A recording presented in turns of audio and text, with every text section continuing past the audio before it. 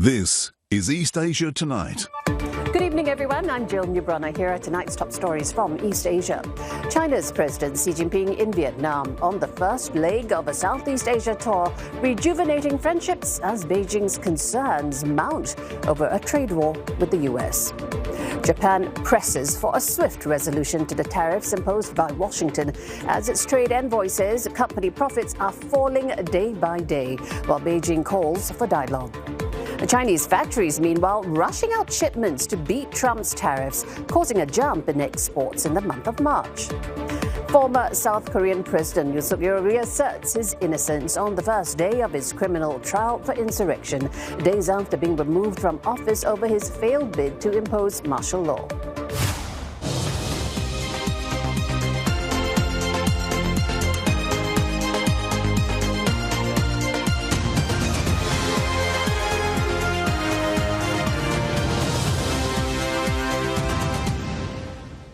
Also on East Asia Tonight, a sustainable future in focus at the 2025 World Expo in Japan.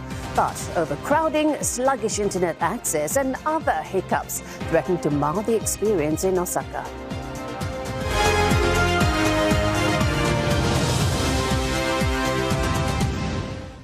President Xi Jinping is on his first overseas trip of the year, a three-nation tour of Southeast Asia. He landed earlier today in Vietnam's capital, Hanoi, for a two-day state visit. It's all part of China's efforts to cement ties within the region amid an escalating trade war with the U.S. Mr. Xi earlier said he looks forward to in-depth exchanges of views with Vietnamese leaders on issues that are, quote, of common concern, and also said that he hopes to work with the Vietnamese side to draw up what he calls a new blueprint to build a China-Vietnam community with a shared future. The countries are marking the 75th anniversary of diplomatic ties.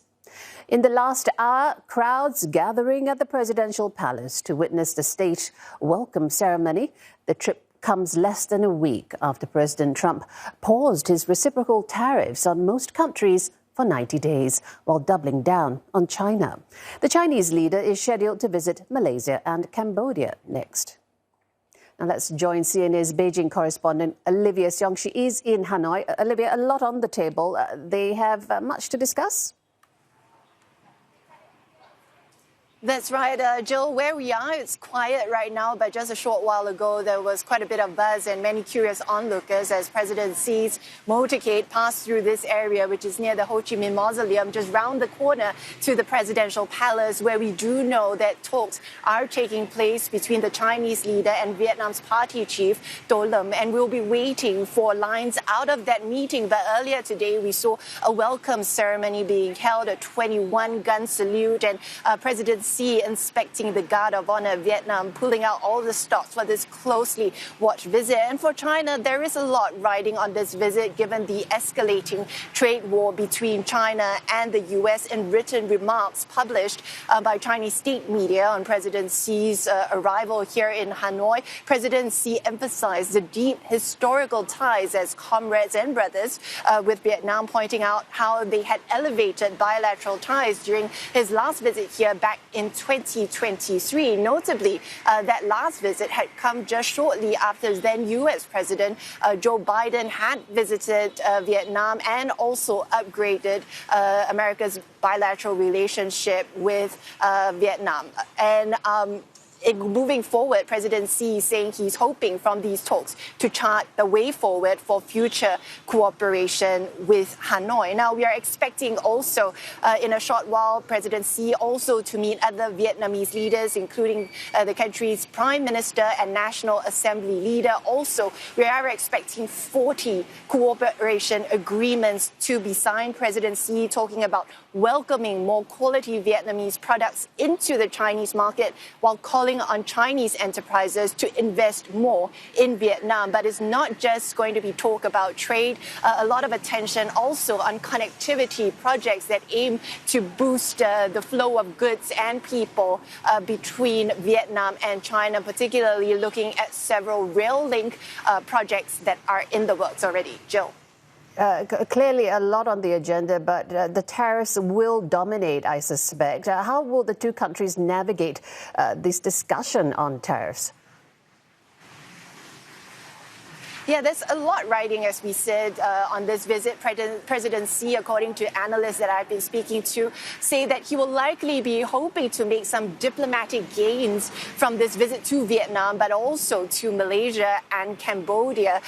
Analysts also saying that President Xi will likely be wanting to position China as a reliable and credible partner versus the U.S. giving the sweeping tariffs that it's put in place on its trading partners. The context here, China, 145% tariffs, Vietnam, 46% tariffs, among the highest in Asia. And for Vietnam, it may be a tricky tightrope that it has to walk, given that it's also in the midst of negotiating, some reprieve from those tariffs with Washington. China, on the other hand, wanting to make sure that none of these deals will infringe on its own interests. Chinese state media talking up the importance of this visit, not just for the countries that President Xi is visiting, but for broadly Southeast Asia as well. In a piece by President Xi published in Vietnam's Communist Party paper today, he warned that a tariff war will produce no winner and protectionism will lead nowhere, calling on China and Vietnam to safeguard the multilateral trading system and global supply chains. And so it will remain to be seen how Vietnam navigates this tricky situation as it continues to be squeezed by the two superpowers. Jill. All right, leave it there, Ollie. Thank you so much. Olivia Seong on those discussions between China and Vietnam in Hanoi and the impact on those two countries and the rest of Southeast Asia as well. Meanwhile, in the region, South Korea's acting president Han Duck-soo says his U.S. counterpart Donald Trump appears to have ordered immediate talks on tariffs with South Korea, Japan and India. And that's according to Yonhap News Agency. It said that Mr. Han made the remark during a meeting with government officials. Mr. Han had reportedly explained South Korea's stance directly to Mr. Trump and that the U.S. president has been satisfied. Both sides are expected to hold a video meeting within days on a proposed liquefied natural gas project in Alaska. It is part of Mr. Trump's push to ramp up U.S. gas exports. Over to Japan. The country's envoy for upcoming trade talks with the U.S. says Japanese company profits are falling day by day. He's urging a swift resolution ahead of his visit to Washington later this week. Japan wants a review of U.S. tariffs, including a 25% levy on auto imports already in effect. A separate 24% duty on Japanese goods has been paused for now. China has again criticized the U.S. over its tariffs against Beijing and called for negotiations. 关税战、贸易战没有赢家，保护主义没有出路。美国滥施关税，损人害己。我们敦促美方放弃极限施压的错误做法，在平等、尊重、互惠的基础上，通过对话解决问题。 So let's take a look at what's next. Mr. Trump says he will unveil more details on semiconductor tariffs next week. He signaled there could be some flexibility for companies. This after he said there are no exemptions to his sweeping reciprocal tariffs. Smartphones, computers and other consumer devices are off the hook for now, but broader electronics are set to face separate tariffs in the next 2 months.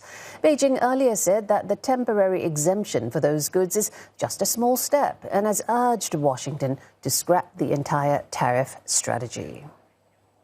Now, the news. South Korea's ousted leader Yoon Suk Yeol has denied all rebellion charges against him as he appeared in person for the first hearing at his criminal trial. Yoon is being charged with insurrection over his failed martial law decree, which also cost him his presidency. He claimed that his martial law was more of a precautionary measure and said it was an attempt to alert the broader South Korean public on how difficult things have become under the majority opposition party for its administration to properly carry out national tasks. The Constitutional Court removed Yoon from office earlier this month for violating constitutional powers and posing a, quote, serious challenge to democracy. If found guilty, the former leader may face life in prison or even the death penalty. For more, we're joined by CNA's Yoon Suk in Seoul. Yoon Suk, first of all, take us through what happened at the former President Yoon's criminal court hearing today. Well, the first trial lasted for the whole day, slightly more than 8 hours. And according to reports, apparently it was quite tense inside the courtroom from the morning session as the prosecutors, when they were presenting their case, accused former President Yoon Suk Yeol of trying to paralyze state institutions like the parliament. And they charged him of being the leader of the insurrection, saying that there were no legal grounds for him to declare that martial law, calling it unlawful. Now, apparently the prosecutors used a PowerPoint presentation to lay out the reasons as to why the martial law declaration was illegal, and also was giving evidence to show that Mr. Yoon had planned this martial law in advance and that he sent military to the parliament in order to break windows and cut power. Now, this whole presentation lasted for about 1 hour, but Mr. Yoon's lawyers did deny all the charges. Took the stand to defend himself. Now, according to reports, he asked the court to again display that prosecution's PowerPoint presentation on the courtroom monitor, and then he started to rebut the prosecutor's statements one by one. And at one point, he was cited as saying that this martial law was not a coup d'etat, but a peaceful message martial law to the South Koreans, and that he knew it was going to end within half a day or a day. Now, his arguments lasted for slightly over 1 hour. In the afternoon session, this continued for a bit. Then the military officers were called to the witness stand by the prosecutors, with them stating that they were ordered by their superior officers to drag out the lawmakers gathered in the National Assembly to lift the martial law. Now, all of this took place with no picture taking allowed today. Now, and that wasn't just inside the courtroom, but no pictures of Mr. Yoon entering the courtroom too, because the court allowed Mr. Yoon to enter the courtroom from the underground parking lot, and also filming inside the courtroom was not allowed, unlike previous trials of former presidents Lee Myung-bak and Park Geun-hye, where filming was allowed then. Now, the court said that it was because the filming request was submitted too late and there wasn't enough time to ask the defendant, and that's Mr. Yoon's opinion on this. But the court says that if the filming request is made again, then it will review it, and so it is very possible that filming inside the courtroom will be allowed from the next session, which will be held next Monday on the 21st of April. All right, lost you there for a second, Yoon Suk. Apologies to our viewers for that, but we got the main gist of this developing story from CNA's Yoon Suk in Seoul. Thank you. Mr. Yoon's departure as South Korea's president means the country is holding an election on June the 3rd. The latest person to throw their hat into the ring is Hong Joon-pyo, the former mayor of Daegu City. He will run for the nomination of Mr. Yoon's Conservative People Party. It's Mr. Hong's third time trying to win the top job. He says he will hold a summit meeting with U.S. President Donald Trump if he takes office and defend his nation's interests. Ahead of the 2022 presidential election, Mr. Hong came in second to Yoon Suk Yeol in the primaries, which determine a party's presidential candidate. Other presidential hopefuls from the PPP include Han Cheol-soo and Na Kyung-won. Currently, opposition leader Lee Jae-myung from the Democratic Party is leading the presidential race in public opinion polls. Coming up on East Asia tonight, investors cheering Donald Trump's announcement of tariff exemptions for electronics. But the full-blown trade war with China begins, impacting trade flows to the U.S. market.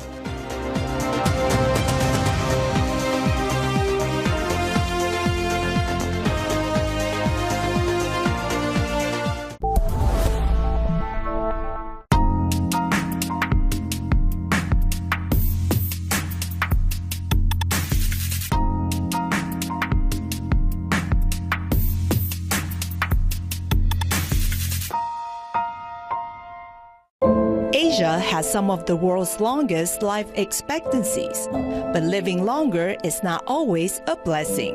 年纪大了找个伴，一个人很孤独的。 It also comes with a wider economic impact. 这绝对是一个刻不容缓的议题。 Can new technology help make aging easier? Longevity, a blessing or a curse? Wednesday on CNA.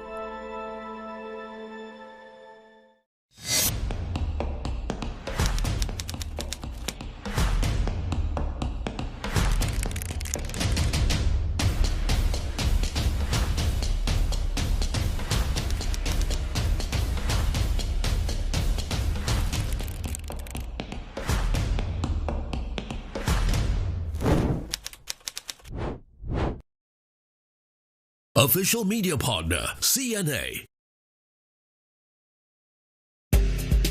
With the uncertainties of the financial world, where does our economy truly stand? Keep up to date with the latest market trends and get the in-depth analysis that you need to understand the forces driving the global economies. Kickstart your day with an informed view of the business world. Asia Business on Asia First, weekdays on CNA. This segment is brought to you by Standard Chartered Priority Banking.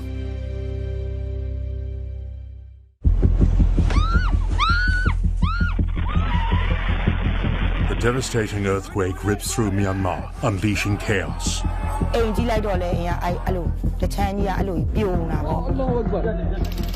A people embattled struggle against unrelenting despair.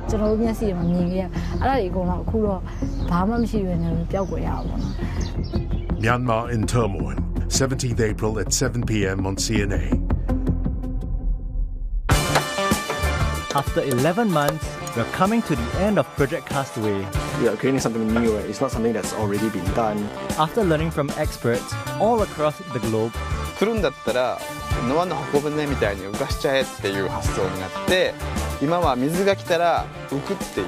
It's time for us to get our hands dirty and launch our floating farm in Growing Wild Project Castaway, Friday on CNA.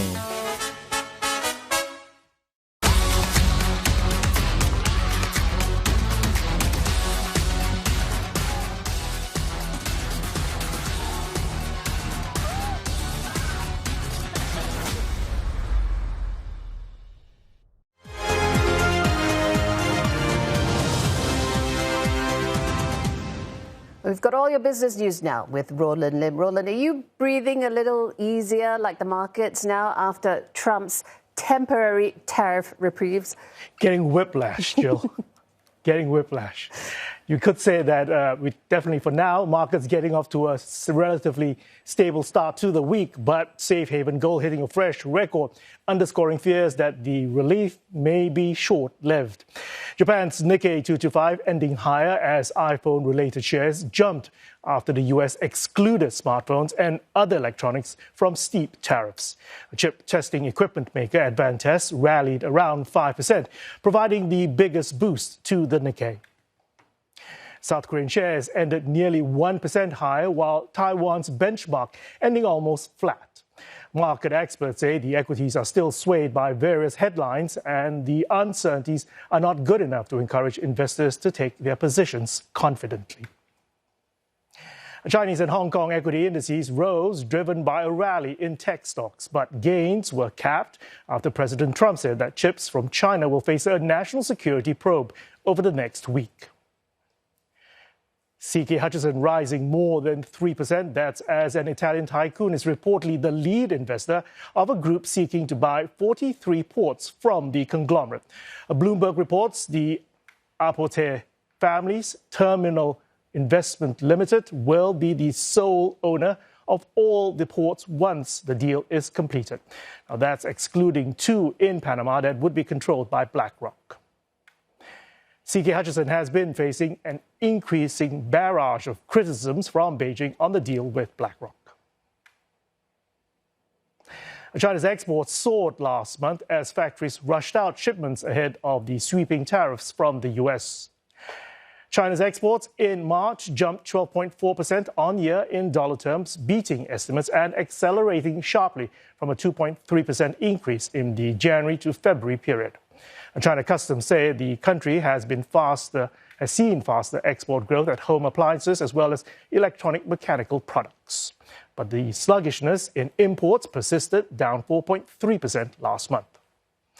Overall, China chalked up a trade surplus of more than $102 billion. Looking ahead, the escalating trade tensions between the US and China are darkening the outlook for China's trade sector. The World Trade Organization predicted last week that trade tensions with the US could cut the shipment of goods between the world's top two economies by as much as 80%. And analysts say this poses more risk to China's economic recovery. China has warned the UK against politicizing an unfolding spat over the future of Chinese-owned British steel. This comes after the UK government rushed to take control of the enterprise over the weekend, after owner Jinping said that it was no longer financially viable. Output from the plant in the northeastern city of Scunthorpe is used in rail, construction and automotive industries. Without it, Britain would be reliant on imports at a time of trade wars and geopolitical instability. The site employs some 3,500 people and more in the supply chain. The intervention prompted Britain's Business Minister Jonathan Reynolds to say that China was no longer welcome in Britain's steel sector. Jinping, one of the world's biggest steel firms, bought British Steel in 2020. It says it has invested more than $1.6 billion to maintain operations, but was losing around $922,000 a day. China's foreign ministry is urging the British government to look for a mutually beneficial solution. Sony's PS5 is getting more expensive in Europe, Australia and New Zealand, thanks partly to newly imposed Trump tariffs. The company announced the decision on its PlayStation blog, citing a backdrop of challenging economic environment. The PS5 will cost around $570 in Europe, $490 in the UK from today.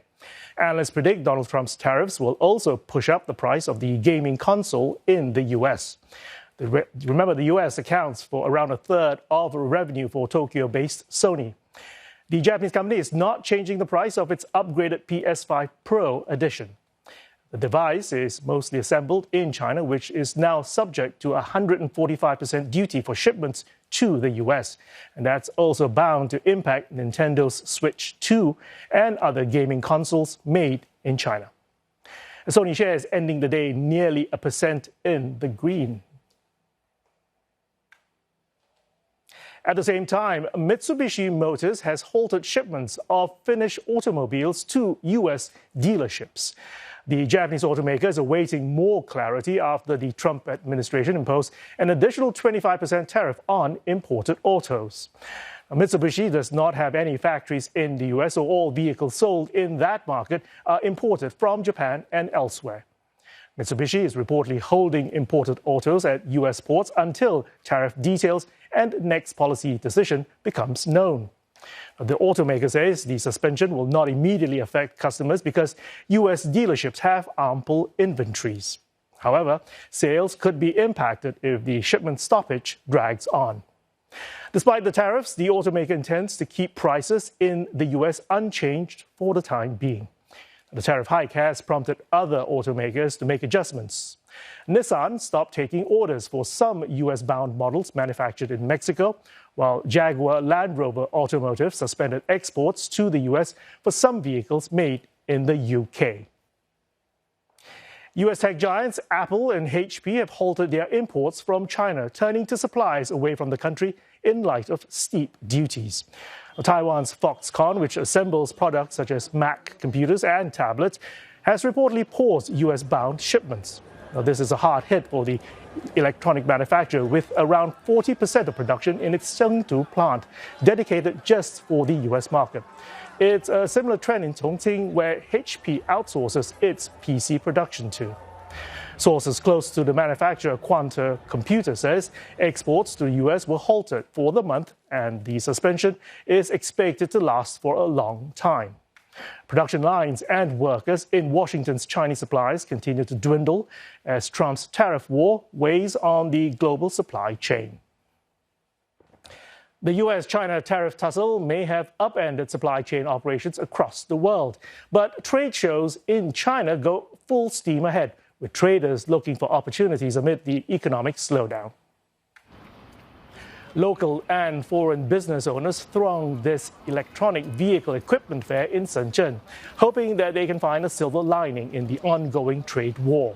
Local companies are courting businesses from other regions, and foreign traders are eyeing a slice of the pie. 我们有几个客户是有影响，因为我们几个客户可能做北美的，北美的出口那个充电桩的嘛，反正他们现在是应该很多这个出货都要暂停了，因为关税太高了。其实这个充电桩它的利润其实也是比较低的，因为整个市场竞争也是比较强。现在加上那个关税比较高的话，是确实没太大的空间去做这个市场。因为我们自从这个贸易战开始之后啊，就是我们这边能感受到很明显的，就是说像东南亚，包括这些客户多起来了，像我们来寻资，他们可能是转口贸易或者那可能转个口，可能关税方面可能会影响小一点。We hope that Chinese suppliers will focus less on American market and will try to diversify their shipments, and therefore they will more see on Russian market and try to sell their products to us. We would like to transition to EV. We're not affected by the US tariff, so we're not really sure if it will affect us in the future. Our backup plan is, we just want to collaborate with China manufacturer here in China. And that'll do it for business. Jill, back to you. Thank you so much, Roland. Coming up on East Asia tonight, Chinese President Xi Jinping is in Vietnam's capital, Hanoi, the first stop of his Southeast Asian tour to deepen ties that have been described as comrades plus brothers. And looking beyond East Asia, Pakistan seeking billions in investments as it taps into its vast mineral resources. But security and energy challenges may prove to be a stumbling block.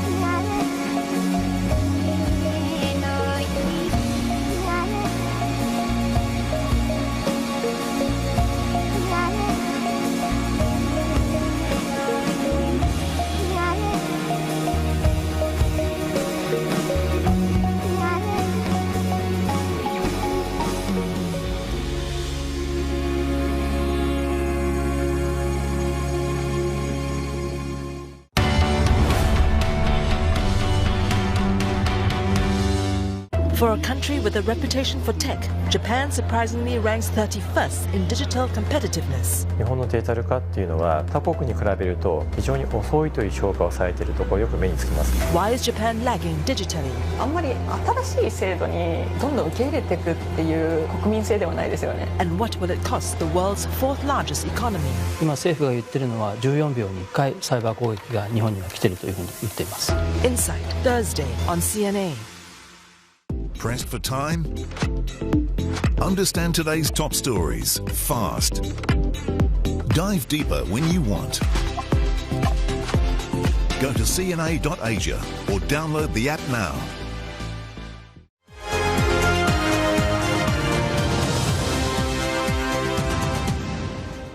You're with East Asia Tonight. Let's get to the headlines we're following. A court in South Korea has begun the criminal insurrection trial of ousted President Yoon Suk Yeol.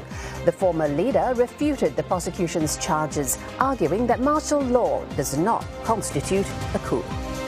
Asian countries still sifting through Donald Trump's tariffs. Japan saying there will be no major concessions. China calling for negotiations. Well, those tariffs are in focus as Xi Jinping visits Vietnam. The Chinese president is seeking to bolster ties with a group of countries concerned by Washington's trade diplomacy. All right, let's stay on this story. The Chinese leader's agenda, deepening bilateral ties and presenting Beijing as a reliable partner. Analysts say these Southeast Asian nations could face an increasingly difficult task of balancing their relationships with the two superpowers as trade tensions escalate. CNA's Olivia Seong reports from Hanoi. Vietnam's capital, Hanoi, is the first stop of Chinese President Xi Jinping's three-country Southeast Asia tour. This year marks 75 years of diplomatic ties between the two countries, the Chinese Foreign Ministry describing an enduring bond as comrades and brothers. Analysts say China will be looking to deepen these ties along with Malaysia and Cambodia during President Xi's visit. Of even greater significance, as the world is still reeling from the latest slew of U.S. reciprocal tariffs. Chinese goods into the U.S. now face a 145% duty, with Beijing vowing to fight to the end, also raising duties on U.S. goods to 125%. China really now has the moral standards much higher than, for example, U.S., which is doing those kind of tariff war launching against not only China but countries in the region and countries in the world. So I think that by Chinese assurance of visit to those countries to see, the bilateral trade will continue, will be strengthening, and with high level attention. Vietnam was slapped with 46% in tariffs by the U.S., while Cambodia was served 49% duties for its goods, the second and third highest in Asia. In recent years, countries like Vietnam and Cambodia have benefited from what's known as the China Plus One strategy, that referring to firms moving part of their operations out of China into regions like Southeast Asia to get around existing tariffs that the U.S. has placed on Chinese goods. However, that strategy now has left them in the crossfires of an escalating trade war. Last week, President Trump announced a 90-day pause for most of America's trading partners, except notably China. Vietnam and Cambodia are in negotiations with the Trump administration. They are under very high pressure to take visible steps to decouple from China, which is quite an unthinkable proposition, both economically and politically, especially in the near term. And at the same time, Beijing remains the only country refusing to back down. And so it may view the efforts of these Southeast Asian countries to negotiate with Washington as capitulation. And this will likely hurt Chinese economic interests significantly as well. It reminds me of a classic damned if you do and damned if you don't dilemma, with quite limited room for them to maneuver and yet with a lot at stake. A slew of agreements are expected, including those to speed up work on two cross-border rail links linking China with northern Vietnamese cities, including Hanoi. Approval has been given for one of the lines to be partly funded through Chinese loans. China plays the long game, and it has both the sticks and the carrots. And Xi Jinping's visit is seen as a very important signal of China's sustained commitment to the region. China's priority to Southeast Asia, not only in its neighborhood diplomacy, but also as part of its global South strategy and also the global strategy. Beijing still continues to face long-standing issues with these countries, including over the contested South China Sea. These won't go away as surveys have shown that there continues to be anxiety over China's assertive action in the disputed waters, although experts say it's unlikely that this will feature much this time, given greater volatility seen in the economic seas. Olivia Xiong, CNA, Hanoi. Well, earlier on, CNA's Yasmin Yonkers spoke with Enza Han, Associate Professor of Politics and Public Administration at the University of Hong Kong, about Mr. Xi's Southeast Asia tour. Now, he told us China may be willing to make concessions on certain issues in order to boost cooperation with Vietnam, Malaysia and Cambodia. China and Vietnam, and as well as ASEAN in general, has been integrating their trading relations during the past a decade, right? And Vietnam is China's larger trading partner in Southeast Asia.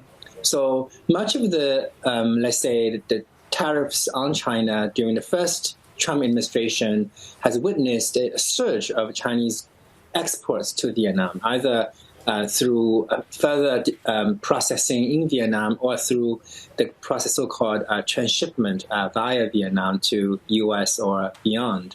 So I think in some ways, a free trading relations between China and Southeast Asia has been very beneficial, for both sides. And so that's why I think Beijing really tried to find some common ground between itself and also Vietnam, Malaysia, and Cambodia in terms of how to find a best strategy to push back against the bullying acts from the U.S. Okay, so let's focus on Vietnam first, since it's his first stop. You talk about the largesse of their trade. Vietnam, their trade with China last year was at least $160 billion. That's massive.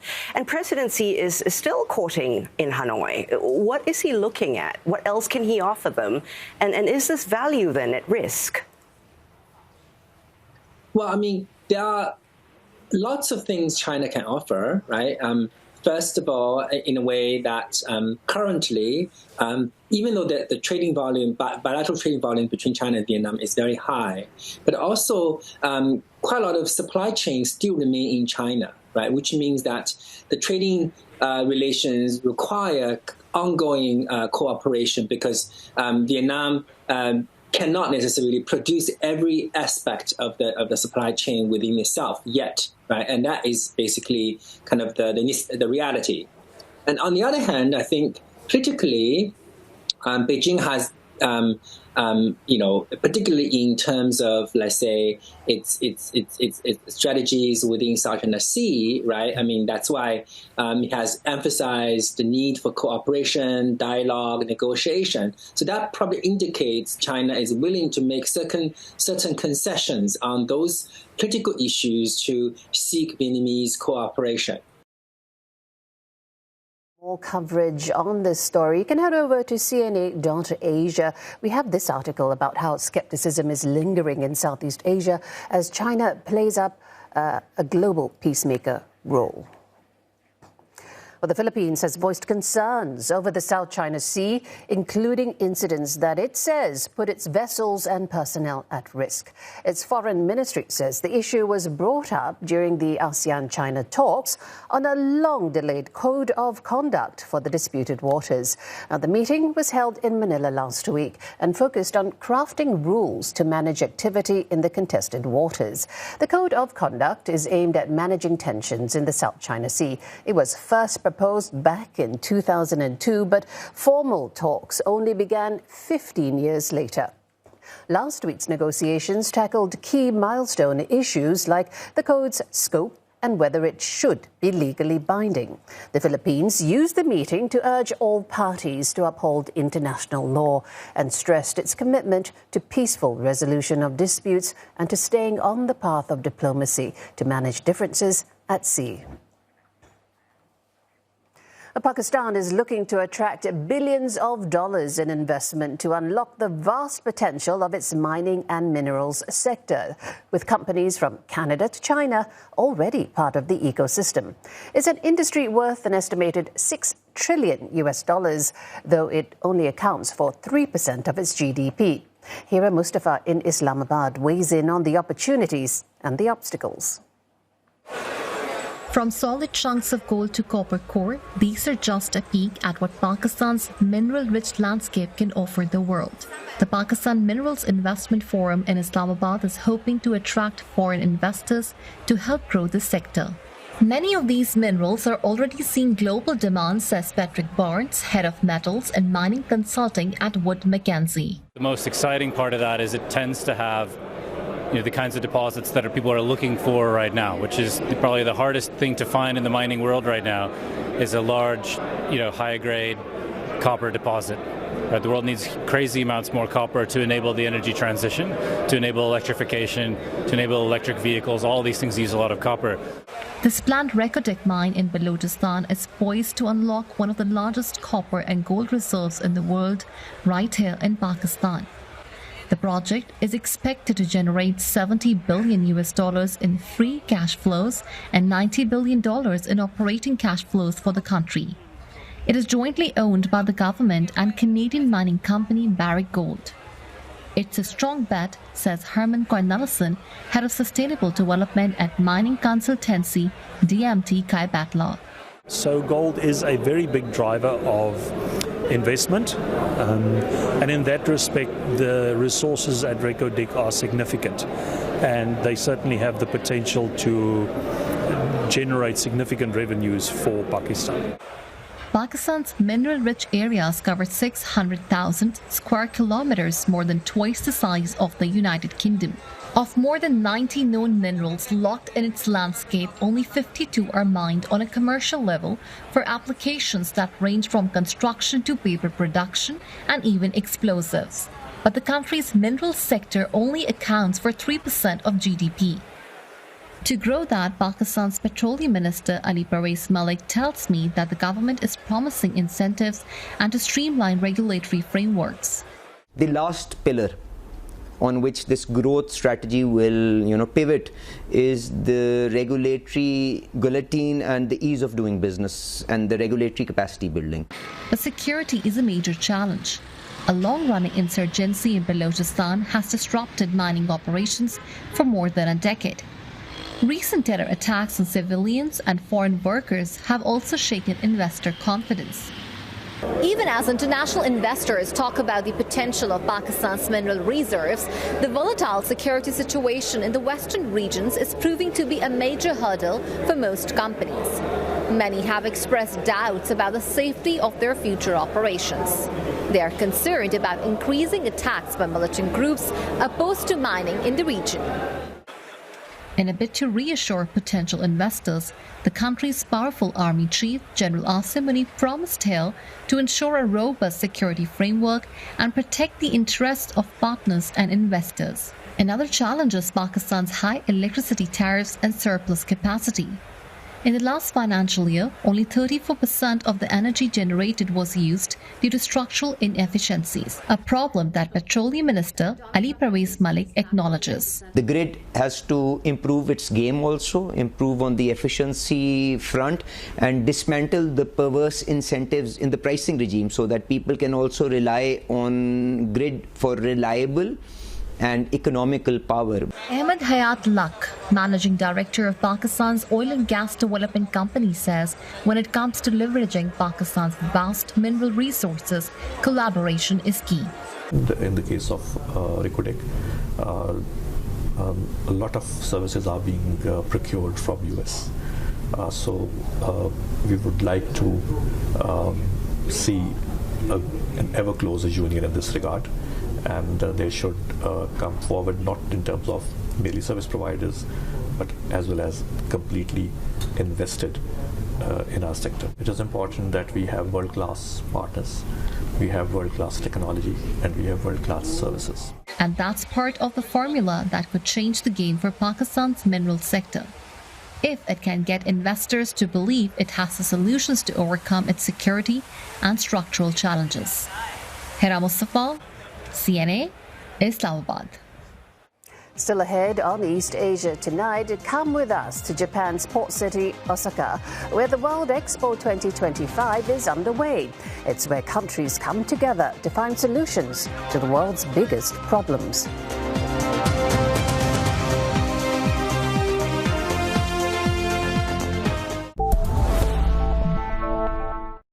Asia has some of the world's longest life expectancies, but living longer is not always a blessing.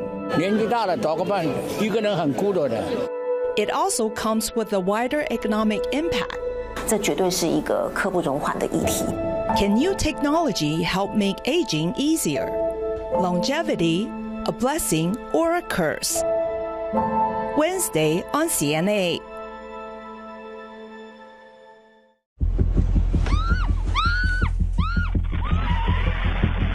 A devastating earthquake rips through Myanmar, unleashing chaos.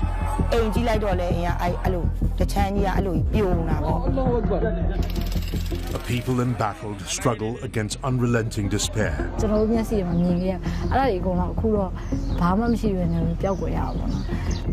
Myanmar in turmoil, 17th April at 7 p.m. on CNA.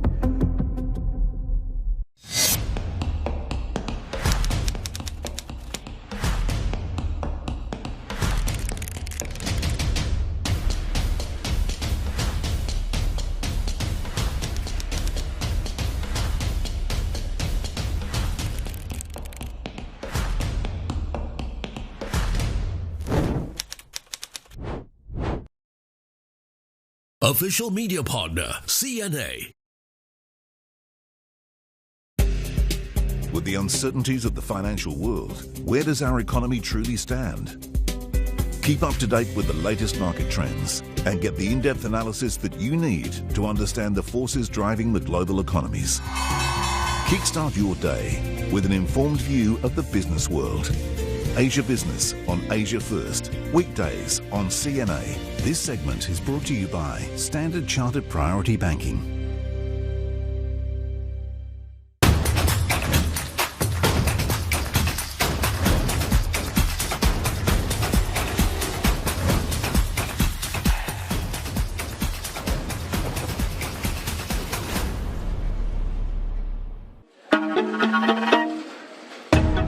We are about to be hit by a tsunami of Chinese goods.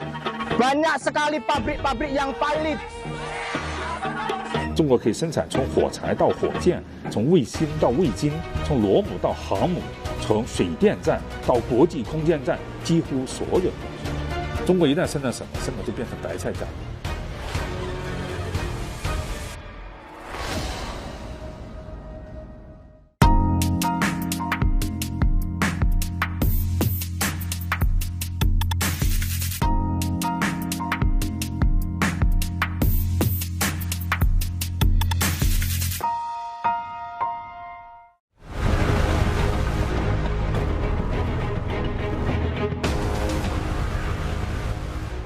Hello again. Large parts of northern China, including the capital Beijing, are gradually picking up the pieces after experiencing near record-breaking gales over the weekend.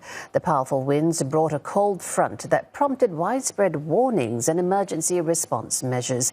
At least one person died because of the strong winds, and according to local media, a woman was hit by a falling tree while cycling in Anhui province and died in hospital.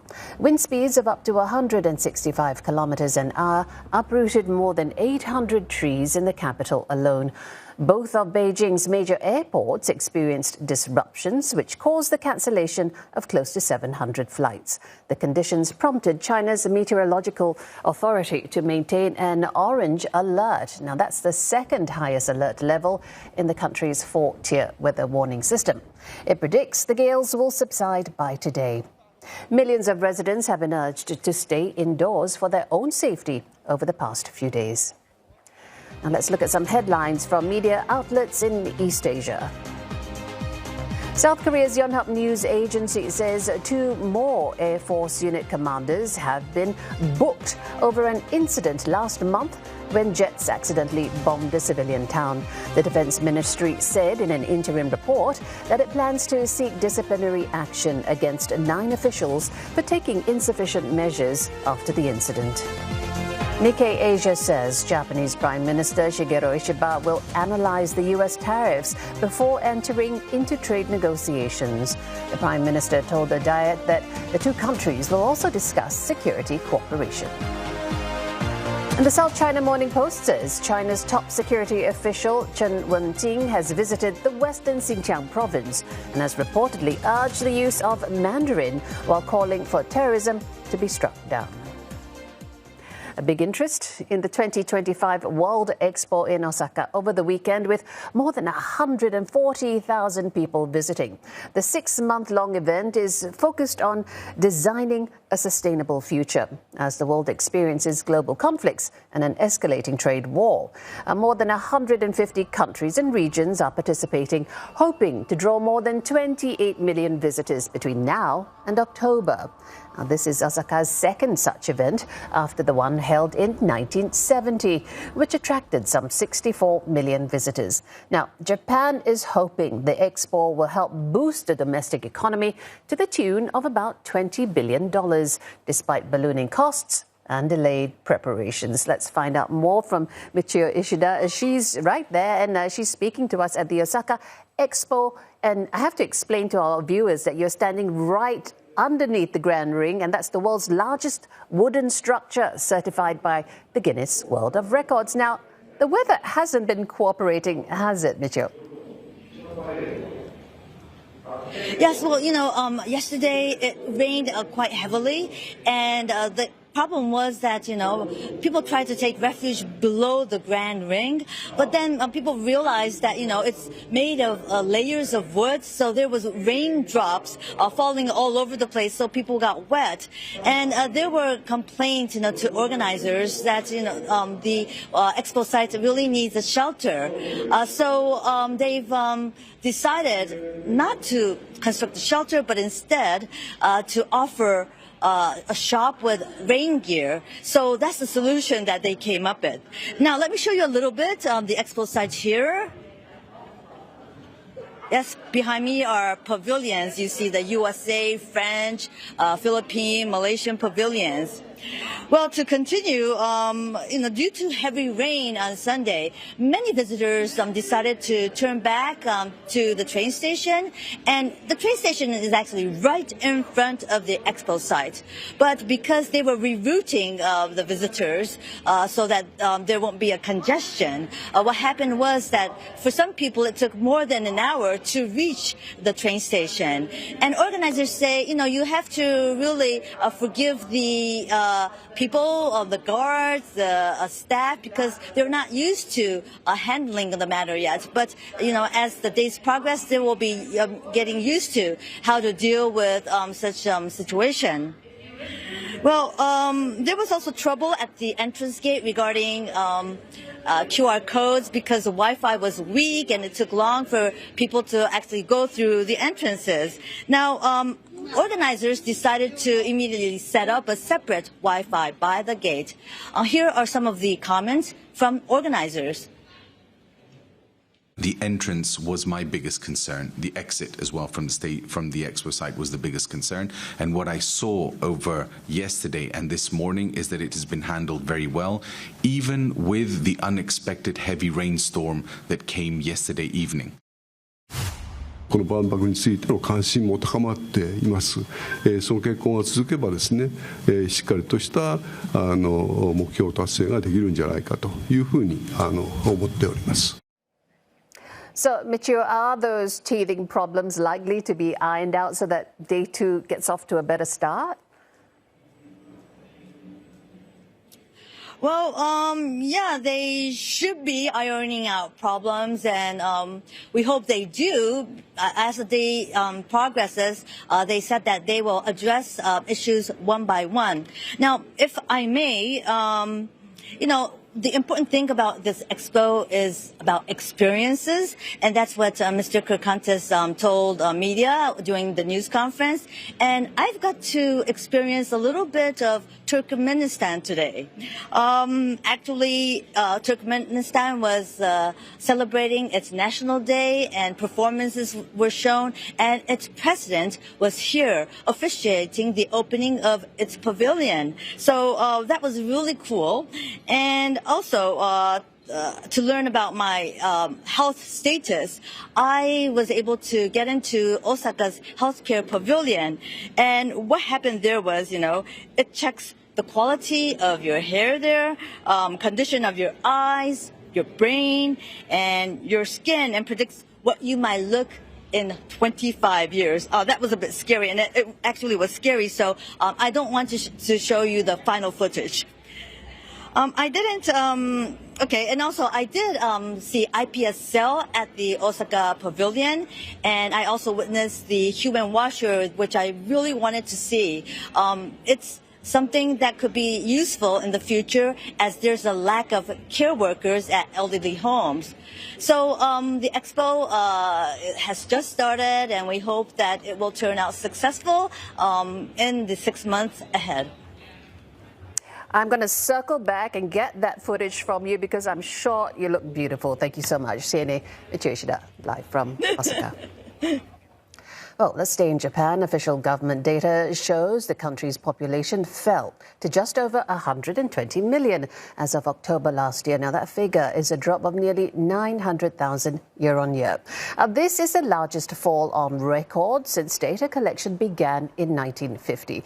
The issue of population is of particular concern for Japan, as the country's dwindling birth rate means a shrinking workforce, while the number of elderly people rises. Now, Japan's population, if including foreign nationals, also fell by 550,000, its 14th straight annual decline. The government, as part of measures to reverse the trend, says it has offered assistance to young families who wish to have children but couldn't do so due to economic reasons. And many young people in Japan cite a range of reasons for delaying having children, from fragile job security to changing social values. And that is it for East Asia tonight. Don't forget the headlines anytime at cna.asia, or look for us on Facebook and YouTube. Bye-bye.